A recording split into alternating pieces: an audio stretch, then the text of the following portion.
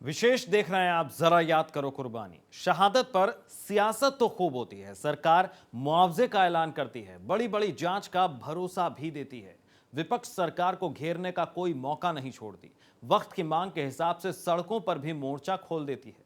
लेकिन वक्त बीतने के साथ ही उनके लिए सब कुछ सामान्य हो जाता है। खून के आंसू रोता है तो सिर्फ शहीदों का परिवार। गाजियाबाद के डिडौली के एक शहीद परिवार का दर्द आप भी देखिए।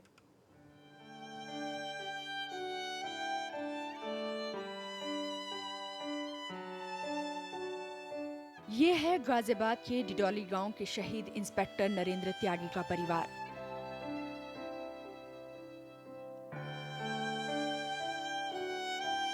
कभी हंसते खेलते इस परिवार पर इन दिनों गम का पहाड़ टूट पड़ा है।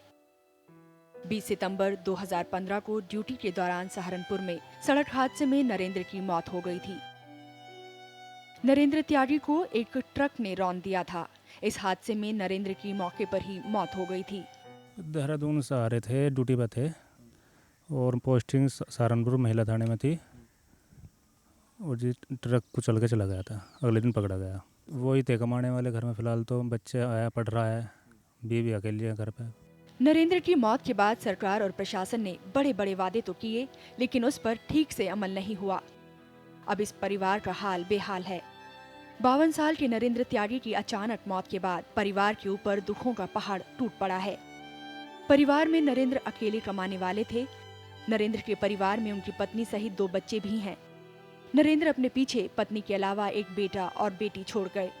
बेटी की जैसे तैसे रिश्तेदारों की मदद से शादी कर दी गई। वहीं बेटा अब भी छोटा है और पढ़ाई कर रहा है। तो देहरादून से आ रहे थे अपने ड्यूटी के काम से और पोस्टिंग उनकी सहारनपुर महिला थाने में थी। और 20 सितंबर की बात थी। वो कुचल के वो चला गया, फिर अगले दिन पकड़ा गया वो। तकरीबन 1 साल बीत चुका है नितिन। सरकार की तरफ से कोई आर्थिक मदद अभी नहीं मिल पाई कुछ, जो मिलना था वो नहीं मिल पाई अभी। बस सरकार से यही कहेंगे भाई उनके एक लड़की लड़का वो उसके जो भी होता हो आर्थिक मदद मिलनी चाहिए उनके लिए। इस वक्त हम मौजूद हैं गाजियाबाद के डिडौली गांव में और आपको बता दें, नरेंद्र त्यागी नाम के जो एसआई थे उनकी मौत सहारनपुर में एक एक्सीडेंट में हो गई थी, जिसके बाद से जो उनका परिवार है वो पूरा टूट चुका है।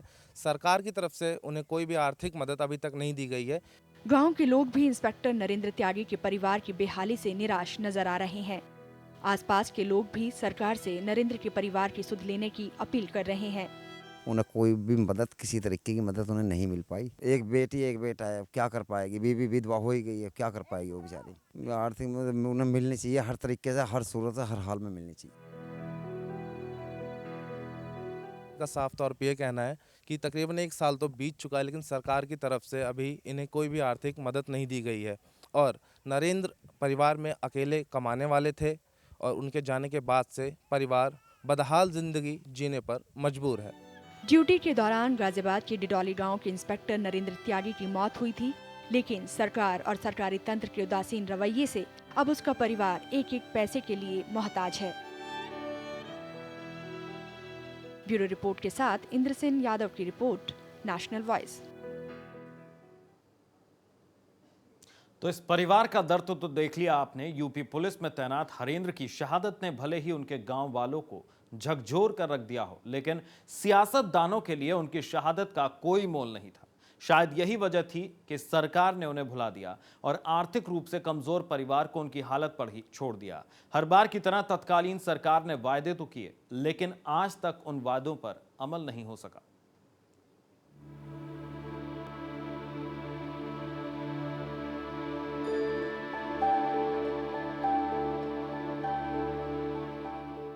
इस वक्त हम मौजूद हैं गाजियाबाद के रईसपुर गांव में और 10 अक्टूबर 2012 को रईसपुर गांव के कांस्टेबल हरेंद्र कुमार की अज्ञात वाहन के टक्कर मारने से अचानक मौत हो जाती है और परिवार के ऊपर दुखों का पहाड़ टूट पड़ता है। ये है गाजियाबाद का रईसपुर गांव। इस गांव के लोगों को हरेंद्र पर गर्व था। हरेंद्र ने जब यूपी पुलिस की नौकरी ज्वाइन की थी तो पूरा गांव मानो खुशी से झूम उठा। लेकिन हरेंद्र की असामयिक मौत ने न सिर्फ उनके परिवार वालों को बल्कि गांव वालों को भी झकझोर कर रख दिया। सरकार को उनके ऑन ड्यूटी जो ख़त्म हुए थे और ड्यूटी से वापस घर आ रहे थे और उसके बाद GRP में उसके हो गए, लेकिन सरकार को कुछ मदद करनी चाहिए उनकी हर तरह से। बच्चे छोटे हैं उनके, परिवार से वो थोड़े ढीले हैं वो, तो कुछ ना कुछ सब सरकार को मदद करनी चाहिए उनकी हर तरह से। दरअसल साल 2012 को मेरठ रोड पर अज्ञात वाहन ने हरेंद्र को टक्कर मार दी। हादसे में हरेंद्र की मौत हो गई। मां पत्नी समेत हरेंद्र के परिवार में कुल 5 लोग हैं। पत्नी और बच्चों ने तो किसी तरह हरेंद्र की मौत का सच मान लिया, लेकिन मां शांति को अब भी यकीन नहीं हो रहा है कि उनका लाडला अब इस दुनिया में नहीं है। वो मेरे बच्चा हरिंदर है और उसके 3 बच्चे हैं, उसकी पत्नी है, 4 पिरानी है। वो क्या पालन पोषण कैसे करे बेटा, कुछ भी मदद कैसे भी ना करी। मेरा बच्चा ही चले गो, किसी ने झांक के भी ना देखे बेटा, उनको पालन पोषण की सोचो कुछ बाबू। हरेंद्र की मौत को करीब 4 साल गुजर गए, लेकिन शासन और प्रशासन की तरफ से उनके परिवार को कोई आर्थिक मदद नहीं दी गई है। परिवार की आर्थिक हालत भी काफी खराब है। सरकार ने मदद कुछ नहीं करी। मेरे बच्चा से पीछे बेटा बहुत दुखी है, बच्चा मेरे दुखी है बेटा, कुछ मदद करो, सोचो कुछ कहाँ जा कहीं खामे बताओ तब कैसे होगी हमारे साथ। सिपाही हरेंद्र की अचानक मौत से उनके परिवार पर गमों का पहाड़ टूट पड़ा है। सरकार द्वारा किसी तरह की मदद इन्हें नहीं दी गई, जिसकी वजह से बच्चों के लालन पोषण में काफ़ी दिक्कत और परेशानियों का सामना इन लोगों को करना पड़ रहा है। उन्हें समझ में नहीं आ रहा है कि अब करें तो क्या करें। ऐसे में सवाल उठना लाजमी है कि सरकार शासन से जुड़े लोगों की मौत के बाद बड़े बड़े वादे और ऐलान तो करती है, लेकिन वक्त के साथ साथ सरकार के तमाम वादे और ऐलान फाइलों में गुम होकर रह जाते हैं। ब्यूरो रिपोर्ट के साथ इंद्रसेन यादव, नेशनल वॉइस। फर्ज निभाते हुए शहीद होना यकीनन फख्र की बात है, लेकिन उनके परिवारों को जब कोई सहायता ना मिले, उनके दर्द को कोई बांटने वाला ना हो, तो उन शहीदों के परिवार पर क्या गुजरेगी। बेबसी का उस आलम में क्या उस शहादत के कोई मायने रह जाते हैं। खबर गाजियाबाद के 2 परिवारों की है। नेशनल वॉइस उनकी कुर्बानी को याद कर रहा है। यही तो रवायत है अपने देश की, न मुद्दों पर सियासत, न समस्याओं पर शोर। सियासत की धुंध में तो धुंधला ही नजर आता है शहादत का रंग। शायद शहादत को सबसे ऊपर रखना आज तक नहीं सीख पाए हैं हम। मथुरा में 2 पुलिस वालों की शहादत के बाद फिर एक सवाल खड़ा हो गया है कि क्यों पुलिस वालों की जिंदगी जाने के बाद उनके परिवारों को सरकार भूल जाती है। इस बात का रियलिटी टेस्ट करने के लिए नेशनल वॉइस से गाजियाबाद में कुछ ऐसे परिवारों की सुध ली जिनके अपनों ने फर्ज निभाकर शहादत का तमगा तो हासिल कर लिया, लेकिन परिवारों को कुछ हासिल नहीं हुआ।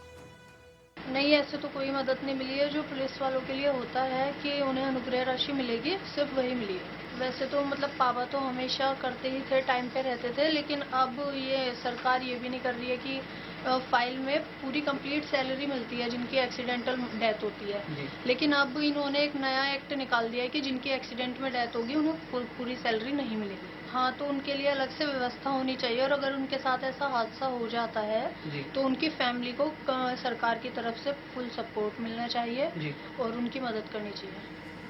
ये है ट्रैफिक पुलिसकर्मी लक्ष्मी का परिवार। करीब 6 महीने पहले ड्यूटी के वक्त सड़क हादसे में लक्ष्मी की मौत हो गई। गाजियाबाद के लोनी में तैनात थे लक्ष्मी। जिन लोगों ने उन्हें टक्कर मारी थी वो आज तक पुलिस के हाथ नहीं आए हैं। और तो और परिवार का आरोप है कि उनके पीएफ के अलावा आज तक कुछ नहीं मिला है। इसके लिए अलग से व्यवस्था होनी चाहिए। आखिर उनके भी बच्चे हैं, सरकार ऐसा नहीं करती। उनके मुसलमानों के लिए इनके लिए तो बहुत ज़्यादा करती है, लेकिन हमारे लिए हिंदुओं के लिए इतना नहीं करती हो। ना कभी ड्यूटी पर चले जाओ, बच्चे तो उनके भी हैं, ऐसे नहीं वही 20 लाख रुपए दिए, हमें भी कुछ इतना ज़्यादा खास नहीं करता। ऐसा नहीं है कि अकेला लक्ष्मी का परिवार ही इस व्यवस्था से लहूलुहान हो। दूसरी तरफ सुरेश बालियान का परिवार भी है। गाजियाबाद के कविनगर इलाके में तैनात सुरेश को ट्रक ने कुचल दिया था। अब परिवार की हालत बदतर है। अब कमाने वाला एक भी सदस्य नहीं। सरकार की तरफ से अभी तो हमें कुछ नहीं, लेकिन जो हमारा पापा का जो पीएफ वगैरह था वो मिल चुका, मेडिकल वगैरह भी कुछ नहीं है। बहरहाल ये हाल है शहीदों के परिवारों का। ये तस्वीरें उजागर करती हैं सिस्टम्स की लापरवाही। शायद उन शहीदों ने कभी ये सोचा नहीं होगा कि उनकी शहादत के बाद उनके महकमे के लोग उनके परिवारों को इस हाल में छोड़ देंगे। Shakti Singh, national voice, Ghaziabad. तो इन जाबाजों की कुर्बानी को पूरे देश का सलाम। फिलहाल आपको बता दें कि पीड़ित परिवार ही इनके जाने का गम महसूस कर सकता है, लेकिन इनका दर्द कुछ हद तक कम हो जाए अगर सरकार जो अपना वादा है उसको निभा दे। खास पेशकश में अभी के लिए बस इतना ही। नेशनल वॉइस पर खबरें जारी हैं। जय हिंद।